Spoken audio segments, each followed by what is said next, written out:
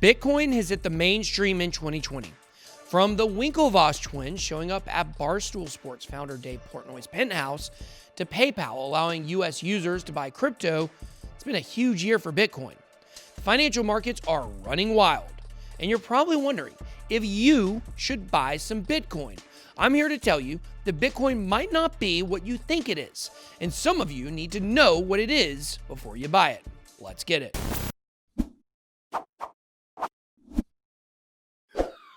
BitSwap is the hottest new way to trade tokens.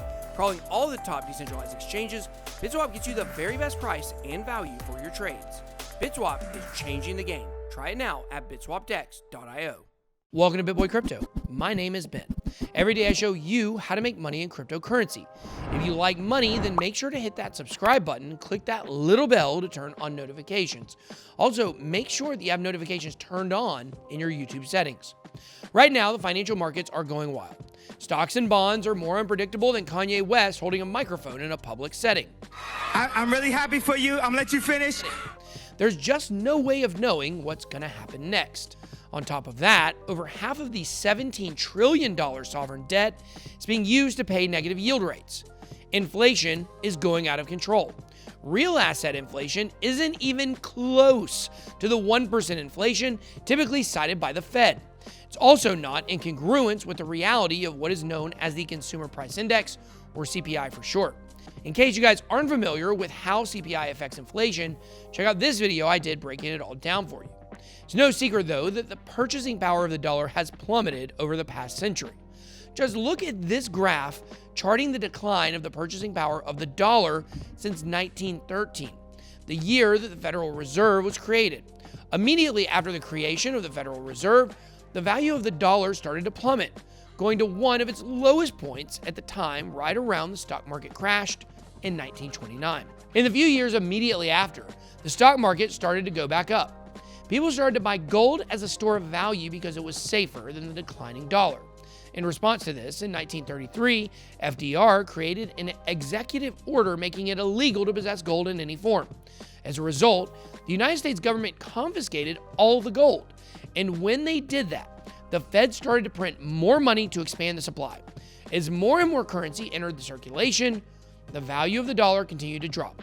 Over the next 87 years, the dollar lost over 97% of its purchasing power. I can keep going on about this, but I think the obvious lesson here is that the dollar is not a good store of value and that your money in the bank is losing value over time. People are always looking for assets to hedge against the loss of value, and Bitcoin has exploded onto the scene as a viable alternative asset to invest in. So I think we all know how crazy things are in the markets right now. We've learned that you can't even trust your money's value to hold up in the bank.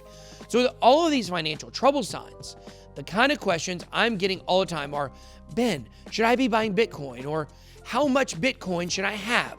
Do you think Bitcoin is a good investment? Etc., etc. Well, it may come as a surprise to you, but I do like Bitcoin. I mean, not like Gollum loved the ring from Lord of the Rings, but honestly, some days I'm not that far off. The only difference between me with Bitcoin and Gollum with the One Ring is that instead of Bitcoin mastering me, I mastered it. That's why I'm here to make these videos for you guys. Now, here's my question. If you aren't stacking Bitcoin right now, then why not? If it's because you fall into the same camp as many people and don't fully understand Bitcoin or why it's available, that's okay. A lot of people are in the same boat. A lot of people were also on the Titanic. Know your boat. I mean, let's be honest, a lot of people don't understand money. This is especially true when it comes to financial systems and identifying value. Many people couldn't even tell you what money actually is. Even worse, most people don't understand how the fractional reserve currency system works or how the price of gold derives its value. But that doesn't stop them from using cash or believing that gold is valuable.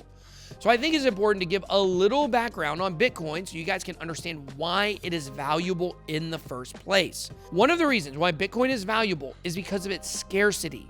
Scarcity or rarity means that there's only a limited supply of a good.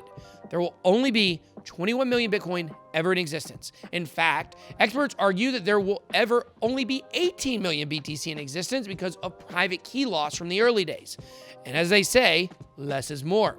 Additionally, the amount of new Bitcoin entering the circulating supply is decreasing, in part due to the block reward halving and in part due to the increase in hashing difficulty. We all know that the universal law of supply and demand states that if supply decreases and demand increases, the price is driven up. This is exactly what is happening with Bitcoin. The more and more people want it, the less and less of it is available. Another reason that makes Bitcoin so valuable is the fact that it has staying power. One of the reasons that gold had any value at all is that it has been around forever and it isn't going anywhere. This is becoming true for Bitcoin as well. Obviously, Bitcoin doesn't have the long history that gold does. However, the Lindy Effect gives us a good idea that Bitcoin isn't going anywhere either. In case you guys aren't familiar with the Lindy Effect, it's the theory that the life expectancy of non-perishable things like technology is proportional to its current age. We've talked about this on the channel before. In theory, this means that every additional period of survival implies that a technology will have a longer life expectancy. Bitcoin has been around for 11 years now, and in that time, it has weathered a number of threats that could have killed it, but it's still alive and kicking. From governments trying to ban it, to attacks on the network, to FUD from mainstream media and financial institutions, Bitcoin has survived it all. Honestly, Bitcoin has been to hell and back again. It's taken the same walk of shame and stride that a lot of you ladies do the day after Halloween. It's just as strong as ever though, and the price reflects that. With the passage of time, confidence in Bitcoin has grown exponentially. Oh, stop the tape here. I just remembered no ladies watch this show. However, that gives me a perfect segue to the next reason why Bitcoin is valuable, because know your worth. And that reason is trust.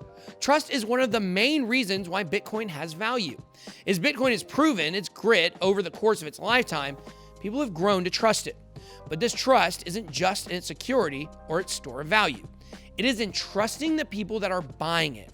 Companies are too. Look at Square, MicroStrategy's move to hold their capital reserve assets in Bitcoin. Yes, both people and companies are buying Bitcoin now because they trust that if and when they decide to sell it, that someone else will be willing to buy it. The value of Bitcoin and its future are built on that trust. But honestly, the bottom line here is that Bitcoin has value for the same reason that anything else has value, which is subjectivity. All the time, I hear confused people say that something like gold has intrinsic value, but digital assets like Bitcoin don't. In reality, these people just don't understand what value is. Value is subjective. It always has been and it always will be. At the end of the day, the real reason that anything has value is because someone else acknowledges that and is willing to pay for it. Why would a rare piece of art, a vintage comic book, or even a limited edition Beanie Baby sell for hundreds of thousands of dollars? Because that's the price it takes to make someone willing to part with it. Yes, on the one hand, scarcity is everything. And why does scarcity give a Beanie Baby value, perceived value after the sale? Scarcity can increase the amount that someone is willing to pay for a product, but their perception of what the price will be in the future is what really drives the sale. This is the essence of value and the essence of why Bitcoin has value. Think about it. At one point, one person thought 10,000 Bitcoin was only worth 2 Papa John pizzas. I wouldn't pay $5 for a Papa John's pizza. Now people think 1 BTC is worth around 19,000, and it's still going up. We're only at the tip of the iceberg when it comes to the value of Bitcoin. And mark my words, the sky's the limit when it comes to BTC. Better watch out for that iceberg or you might get sunk. So what do you guys think? Do you have a better understanding of why Bitcoin has value? Do you now understand why anything has value? Would you trade your Beanie Babies for Bitcoin, even Tabasco the Bull? That's the only one I know. Let me know down below in the comments. That's all I got. Be blessed. BitBoy out.